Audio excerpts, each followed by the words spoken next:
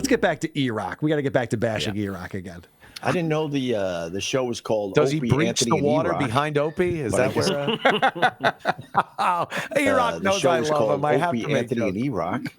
But I guess I got to acknowledge that. Do I have cotton candy hair today?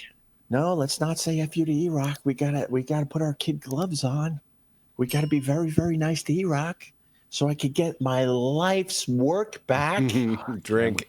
I know. This is now his thing where he's acting like E-Rock's being unreasonable. Yeah. So we can't say F you to E-Rock. No. What was that character? What movie was that? And believe it or not, the character's name was Anthony, where they didn't want to piss off Anthony. Don't Twilight piss Zone. off Anthony. It's a Twilight Zone episode. That's what we have Twilight to do with the E-Rock. Billy Mummy. And then maybe my life's work I can get back. So maybe it's in my family where my kids can enjoy it someday. I don't know. I'm living the dream. The legacy. So now it's about his kids. Oh, he's trying everything. Come Passing on. down the legacy. They'd be his kids, if they have any sense, would listen and go, so this Anthony and Jimmy, these two guys, let me tell you. His kids are listening to Nopi episodes on YouTube. So that's a wiffle ball bat. Yeah, what the fuck? You're not fucking Peter Jennings or, Right. This isn't something you want to show your kids. Won't somebody please think of the children? E-Rock. Oh. Tell us about Wednesdays, Dad. I bequeath to my children all of my life's work, the tapes of. No kid wants to hear their dad making fucking ass, tits, and pussy jokes. Hey, Dad, I heard Quentin Tarantino invited you over for movie night. Did you ever take him up on that? We don't talk about that, son. I'd prefer not to. But you did barge in on Barry Williams for dinner. That's right. Oh, I love that one. Even what's happening here is just so embarrassing. He really sounds like somebody who just got dumped, who is not processing what was said, so he has to just keep repeating it over and over. He keeps saying it. I'm not human. All I got. So I'm ugly and you're leaving me. Okay, all right. So I'm my ugly. penis is too small. And it doesn't work very well. It's gonna sink in eventually. That's the fucked up thing too, Adam. Is he's taking the bitch side of being broken up with. Yep. Like this is the girl's reaction when a couple breaks up. You don't talk about things like guys don't talk like this. They don't betray confidences. They don't shit on each other just to make yourself look better. He's a terrible man. He's not good at being a man. Yeah. And what's so interesting is that, like, Anthony and I, we grew up in the same place. My parents are from the Bronx. They were teachers in Queens. They moved to Long Island. We both started young. We both forced our way onto the Howard Stern show by sheer will. That's right. We both have gone on and had careers in this business, and our ideology, our way of looking at things ended up so different. So different.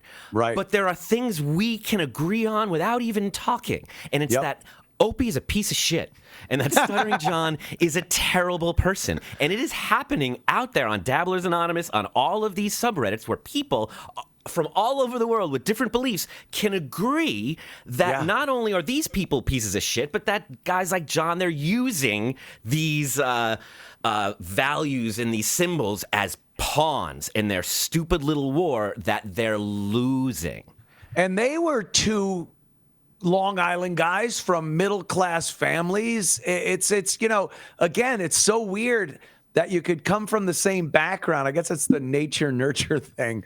Opie's obviously had some problems during his youth and over the course of the years with mental illness in his family. I'm not even going to go as far as he went with Sam, as far as smearing somebody. Right. But it just is weird that you could all have this same common background and turn out so differently.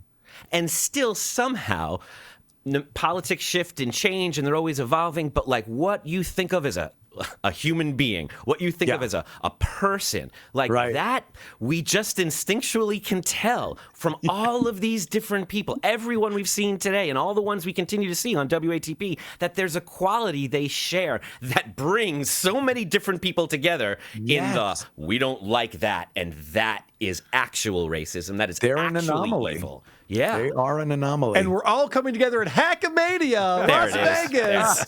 All the like-minded people, go to hackamania.com, promo code WATP. Hang out with us in Vegas. What can't marketers do? Now Opie, that's how I used to be in marketing. Now Opie takes a shot at us, which I'm like, whoa, Opie. I love how other podcasts dislike you, but you're still the prime focus of their content. Goes to show you, no hope, no hope, peace precious. I like that. It's another troll. Well, the deal is, I think it's a curse that anyone could live stream. He's even creating taglines for Opie. It's hilarious. No hope, no hope. They're fucking trolls. Even if they say good things, it's just so he reads them and can then start rolling on something.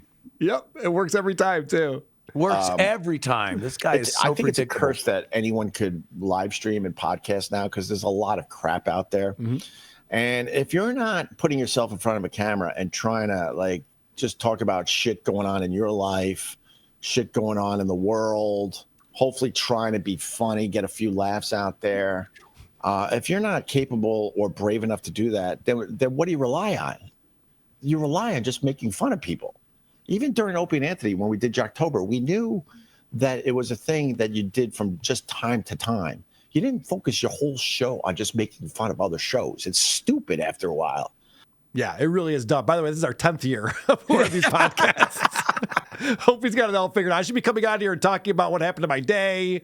I told that anecdote about my neighbors, so I was doing that for a minute. I don't know if that helps. And he can't distinguish the difference between radio in the late 90s, early 2000s and podcasting of 2025. You can do this format. You can do a format because there's so many fucking podcasts out there. We were just doing radio shows. How many can you get? Yeah, we do it once a year, Jocktober, because if you did, you'd run out of fucking shit, quite frankly. There are plenty of bad radio shows, but not that many. Podcasts? Holy shit, it's unlimited. So this guy, again, is his old boomer fucking attitude and lack of knowledge about what's going on in 2025. And he thinks like Sirius XM XM is being held up by Ron Bennington's shoulders. Cheers. He acts like this was all planned out. They're like, okay, we can make fun of radio stations, but it can't go more than 22% of the airtime. We also have to talk about hoarders from the night before. That's got to be at least 12% of it. It's like, I'm sorry I'm not getting the percentages right, Opie, because he immediately breaks his own rule here. Beating the crap out of other shows day after day. No, I don't want to do that, and I don't think it's impressive at all. Sam and the boys pull more numbers than Cumia on the radio. That's a fact. Jack, Cumia better bring his best DeLorean talk next week. It was a bloodbath, and Sam was on reruns. Imagine what happens when Sam is live. You're obsessed with Sam Roberts? Look, man, knowing all the players, you're drunk, Uncle. It looks like you're a big supporter of Sam Roberts. Oh, my God. Can you imagine there's a supporter of Sam Roberts out there? And here I am now trashing people. This super chat came at the worst time because now I'm going to lead right into what I said you shouldn't be doing. But, like I said, if you do it from time to time, a little here, a little there, it's fine. That's more than fine. I love when Opie starts making up rules about how show formats can be. Yeah. Here's I'll fill you in on this super chat here. First of all, Sam does mornings on satellite radio. There are no ratings. Correct. There are no ratings. I've done 2 shows so far on WABC on Sunday night. It isn't even close to a competing show. No. So him talking about ratings here is hilarious because, again, this is a troll. That's a fact. Jack is a John line. Correct. Which now Kevin Brennan is using. So he obviously is a fan of goofing on John. And if you're a fan of goofing on John, you are obviously a fan of goofing on Opie. They're the same type of asshole. So another troll. And he's trying to get Opie to shit on me and Sam in a way. I mean, the guy, obviously brilliant. He's got a few bucks to throw around. But for Opie to think this guy is not a troll is retarded. The degree to which he won't take responsibility for anything happening in his life is so crazy that he won't take responsibility for his own show as it's happening. Like this super chat is something that happened to him, as if he had no control over it. Yeah. I can reach over here and I gotta clean this up. This is all like show prep from so many days and shows. I work at doing this as you do, Carl. Right. You know, we do. I see Shuley. They work. They cut video. You cut video. You go on you have an idea of what the show's going to be before you hit on. And this fucking guy won't even give his viewers that courtesy of actually saying, hey, people are going to send me money. I want them to send me money. Let me actually work, even the minimal, to put them, to give them something that might be entertaining. He won't even go that far. You're so right. Digital panhandling. How insulting is this?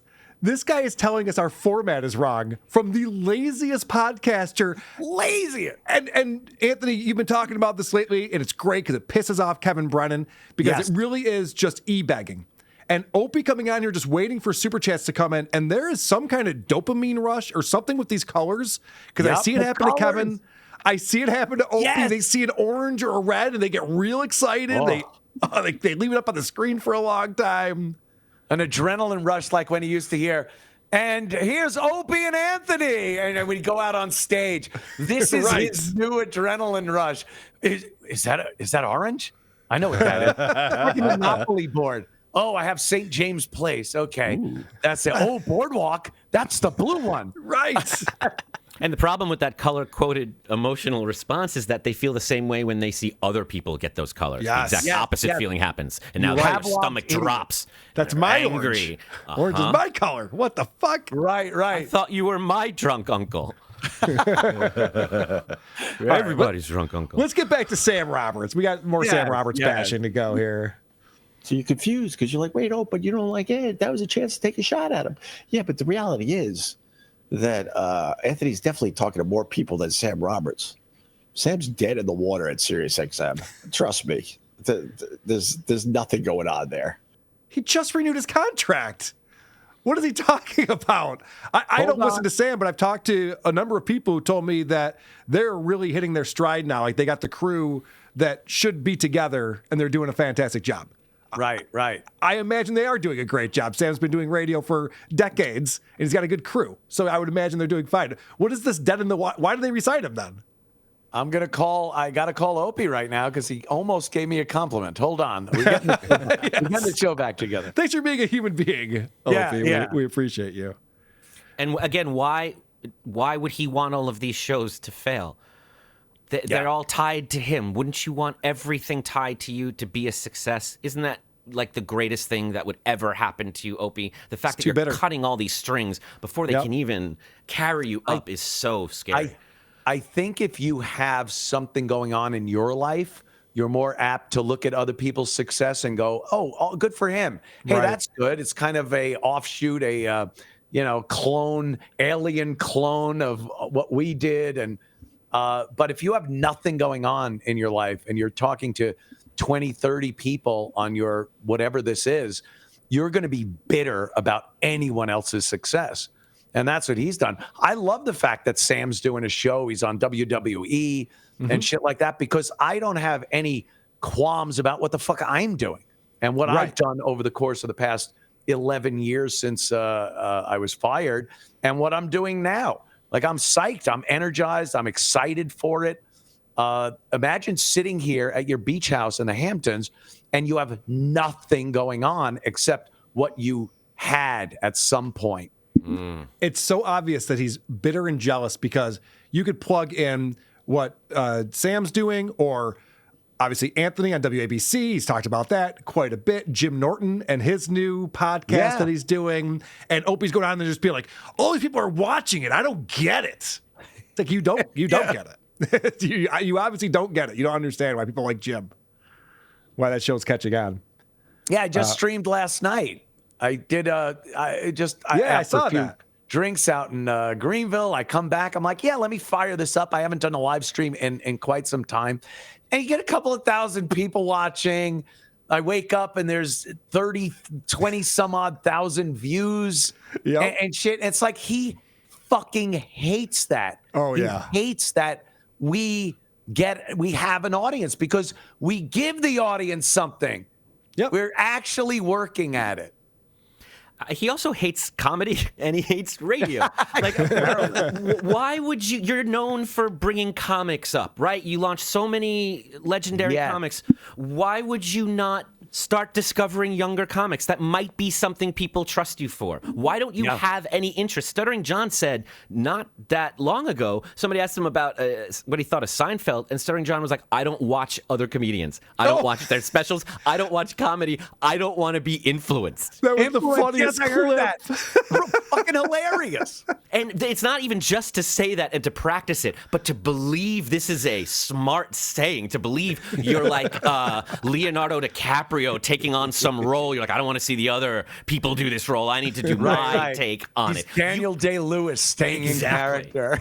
He's not interested. Neither of them are interested in comedy or radio. If they would, they would know. Right. He's not even paying attention, like I said, to SiriusXM. He has no idea what their strategy is or what they're doing now. But he'll talk about it as if he's an authority on it. Yes. And he should be. He worked there a long time, but he had his own channel named after him. But all right, so apparently, people want Opie to come on their shows, and they reach out and they make him offers, and Opie always says no. Another one like saying, "Let's bury the hatchet. Come on my show. I'll send you a card." I'm like, how delusional are these Chrissy, people? I think, There's right? someone I've never met. Yeah, so when he's talking through this, I thought at first he was talking about Louis J. Gomez, maybe talking about sending a car, bury the hatchet. Yeah, it was Chrissy Mayor. Yeah, it was Chrissy. That there is a reveal here, but I just thought for sure because he's trying to be coded with this. Never met. That worked under Anthony. So because you worked under Anthony, you got to take shots at me. See, that's why I thought it was Louis, because I know he worked for you for a little while. Oh, right. And Louis has never talked shit about Opie, but Opie wouldn't tell you that. Opie would say that Louis is definitely talking shit about it. I've never used that phrase "worked under." Like, why would you say? He's just trying to make everything sound gross. You work with, you work for, you work under. He's got to make it sound creepy. Yes. Also, everyone who goes to work for Compound gets their marching orders on the first day. There's a little packet they give you about conduct, personal conduct. It's like, always be bashing Opie. Yep, got that. Yeah. My HR department makes sure they get the pamphlets. It just goes with the lay of the land. I think that's when E-Rock started pumping up his hate towards me. Sorry, E-Rock, trying to become a human being so I could get my life's work back someday. I apologize, E-Rock. I didn't mean that. It's a good bit, Opie. Another Keep doing one, like it. saying, keep that one up. It's working for you. Yeah, it really makes you look more human. So this is where it's revealed that it was Chrissy. Oh, And this person, just takes shots at me. Never met the person at all. Don't know the first thing about her. And I was just trying to do my thing, and all of a sudden she just like a zzz. So I took my dumb shot, right? And then because my dumb shot was really, really good, that was the one where I said, "You're boring AF." He literally got invited to be on a show. She said she'd send a car, and he had a tweet out in public that Chrissy's show is boring AF. And then he went on a show and admitted he never watched it. And Opie says like he's the victim on this. He got invited on a show. Why can't he say as? Why wouldn't you say you're boring as F? I don't get that, but all right. He was just saying all these people taking shots at me. They're taking shots at me. So I took my little shot and everyone freaked out. Yeah. Yeah, that's what you're doing right now. You know, you never met Jay Leno before you did the Jay Leno show, and you weren't like, why? I've never met Jay. You just did the show because you have something to promote. If you have something to say or something you believe in or even like or something you're raising money for, you have a motivation to go do someone's show. The fact that you're like, who the fuck are you? Have you looked at your numbers? Have you looked at hers? Yeah, especially if you're not getting numbers. Like, he's not getting anyone watching him. You'd think he would jump on the opportunity to do anyone's show that's getting better numbers than him, which is pretty much everyone. That's what I do. And Chrissy Mayor, it would kind of be if you thought you could endear yourself with the audience by going through Chrissy. You know, he doesn't want to do my show, obviously, but that's kind of a peripheral thing where it's the same people, some of them, that he could actually talk, say something to Chrissy, and some of the viewers might go, wow, that was pretty cool, or Opie comes on the show. That alone would kind of be cool.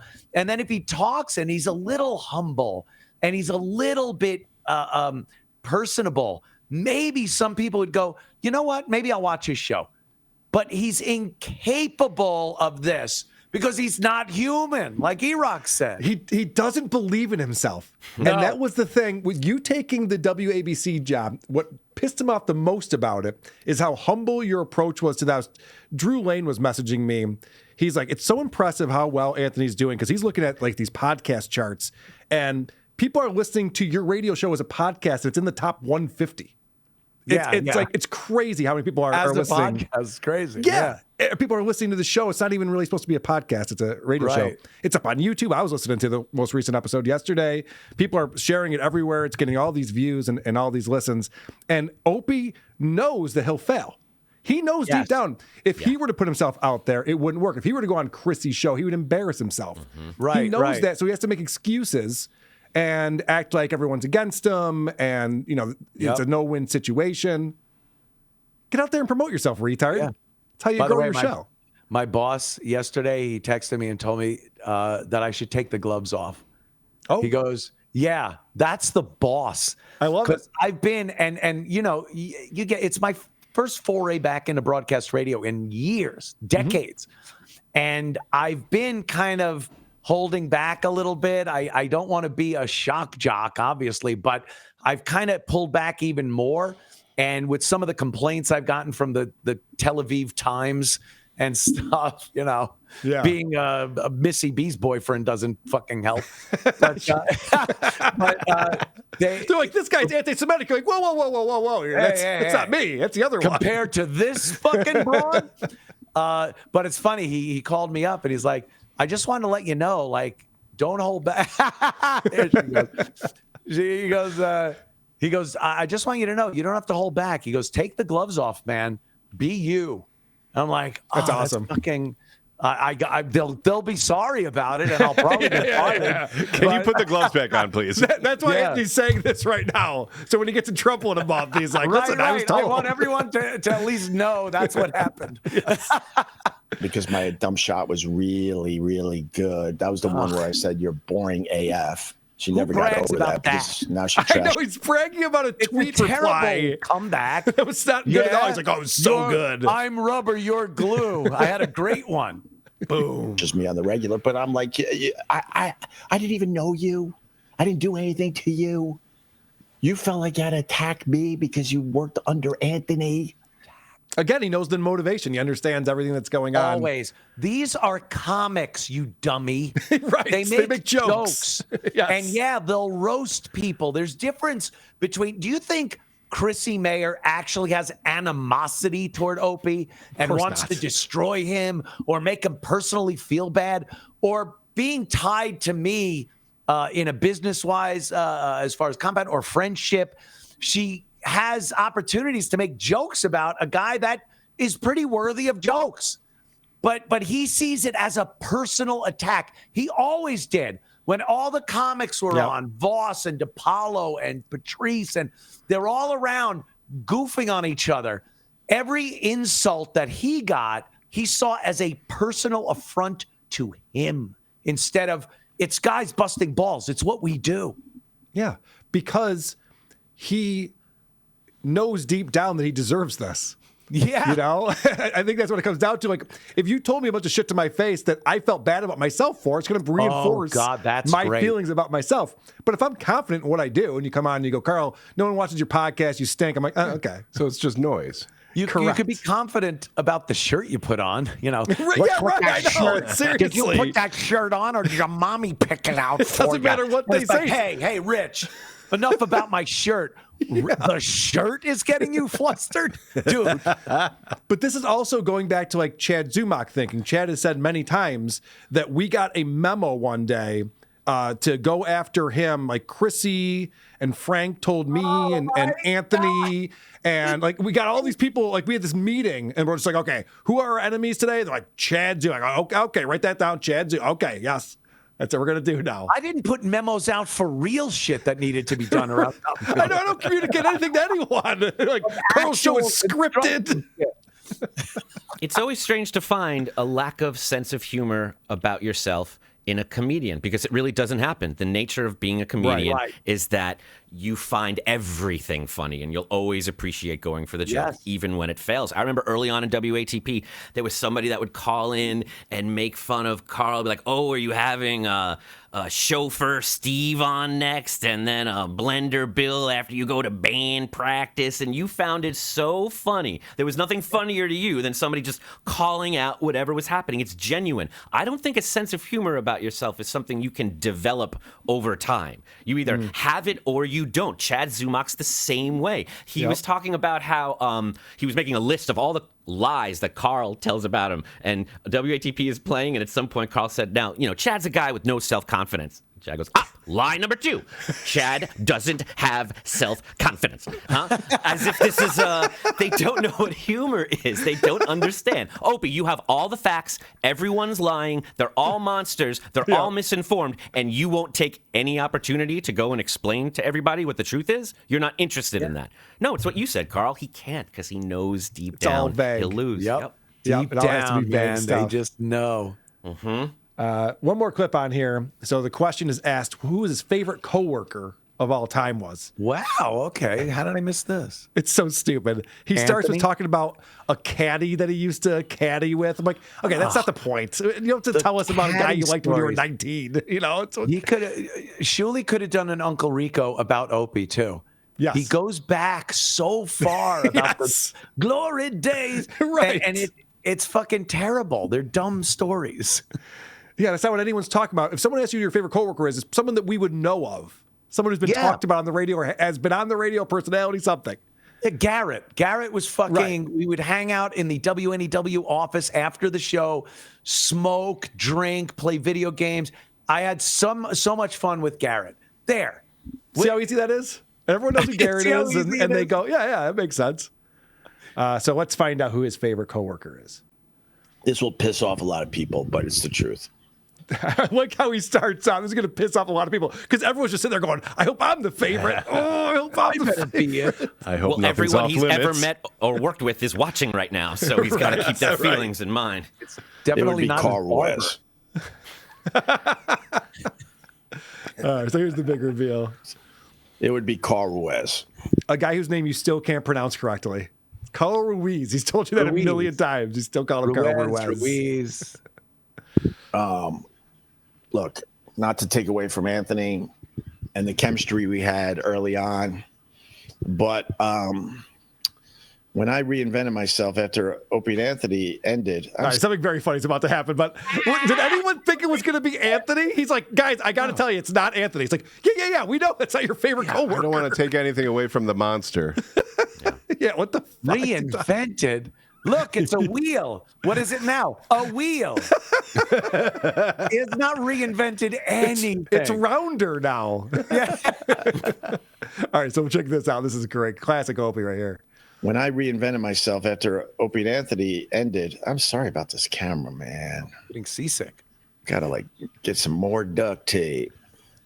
I guess people made fun of the fact that I duct taped my camera to the back of my mouth. Yes. Okay, really? This is what you do with your time, really? Yes. Yeah. Yes. Duct taping the camera, and we're laughing at you for that. Why wouldn't we? It's hilarious. Does he not see the juxtaposition between this view that he puts into his personal life and the duct tape with which he applies to fix his professional life. That's deep, man. Yeah, You're right. And remember when he was pointing out, he had to point out that he paid for the vacations they went on with Sam. Yeah. He had to say my apartment in New York, which is 500 feet above New York City. Like, he has to throw in these things to tell you how well he's doing. But duct tape is what he's so bad at this, and he has such a lack of desire to do it that he actually truly believes this is a favor he's doing for us. Yes. And if we don't treat him right, he'll go away.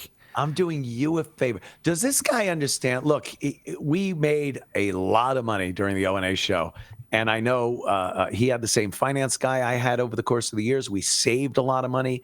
It was invested in very safe investments. And it was made purposefully through our agent and our finance guy so that when we got older, we didn't piss away everything we fucking made. And thank you to those people. So I know Opie has money for, I would even say $3,000-$4,000, and that's high end. In 2025, you can get an unbelievable camera, microphones, lighting. Just make it look like you're trying. Don't prep for the show or have guests or pay attention to anything but the chat. Fuck that. But at least make it look like you're fucking trying. He still hasn't bought a broadcast microphone. No. Every other person I see who was in radio and now is podcasting has a broadcast microphone. Everyone. Every single person, because you know that you need to sound great. He's so out of touch. That's a big part of it. Yeah. He's so out of touch and uninterested that he doesn't know everyone. Like, it's not Steven Spielberg anymore. You don't need a studio. You don't need, WNEW. You can just buy this stuff. And everyone knows this stuff is readily available. They're advertising your podcast kit, on Instagram. Right. Just buy it. Like, this is what the kids do before they even start their show is buy this stuff. And you actually, a grown man, are saying to other grown men, oh, you don't like my duct tape? Yeah, we're not impressed, Opie. While you're looking at that view, put some fucking effort into something, and then maybe you can have a leg to stand on. This goes back to what Anthony said originally, where Opie refuses to do a professional show because then it can be judged with other professional shows. The MD Foodie Boys have a multi-camera shoot, have professional microphones, have multiple nothing cameras, to say. Not a fucking thing to say, and they're very popular right now. When Anthony was saying how easily you could stretch your dollar these days, I was thinking of those guys. Right. Everyone can do this. It's very attainable. Get everything at Best Buy. You could literally go to Best Buy and buy a professional podcast. Just here it is. Here's my podcast. We're doing the Dabble House next month, and we were actually consulting with some people who have done content houses in the past to kind of understand how to do this. And some of the advice we got was, so you guys are going to Florida? Yeah, just buy the shit when you get there.